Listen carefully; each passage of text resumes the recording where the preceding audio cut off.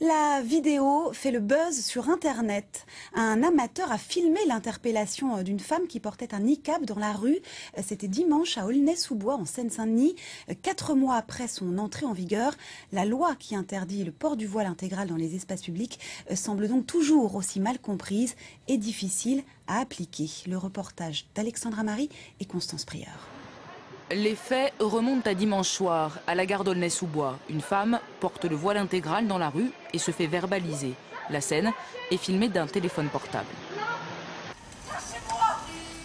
Le contrôle se transforme ensuite en arrestation pour vérification d'identité au commissariat. Une image visionnée près de 70 000 fois sur Internet qui provoque émoi et incompréhension au sein de la communauté musulmane. Ça fait toujours mal d'entendre une femme crier « lâchez-moi, au secours, qu'est-ce qui se passe ?» Est-ce qu'elle est en infraction? Oui, au vu de la loi qui a été votée par les parlementaires, qui n'a pas été, je dirais, acceptée par la communauté musulmane parce que stigmatisante et complètement à côté des attentes et des vrais problèmes en fait que connaissent les musulmans. Une loi très délicate à appliquer sur le terrain. Les équipes de police ont reçu une note en interne les appelant à la pédagogie et au discernement. Pour ce syndicat, même si l'image est forte, dans ce cas précis, aucune violence n'est à déplorer.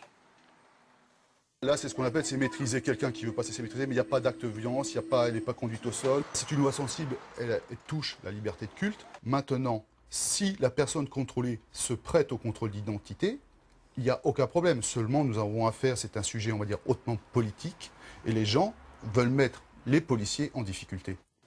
Face à cette incompréhension des deux parties, que dit exactement la loi? Les policiers, dans leur mission sur la voie publique, constatent qu'une personne porte le voile intégral. Ils doivent alors contrôler son identité, ce qui suppose que la personne accepte de montrer son visage et des documents qui démontrent son identité. Si elle refuse de le faire ou qu'elle est dans l'impossibilité de le faire, ils peuvent alors l'interpeller pour vérifier au poste de police son identité. La dissimulation du visage dans l'espace public est désormais une infraction passible de 150 € d'amende. Le texte de loi prévoit une période de transition pour engager le dialogue auprès des femmes portant le hijab. Dialogue difficile et néanmoins nécessaire si l'on en juge la controverse suscitée par cette affaire.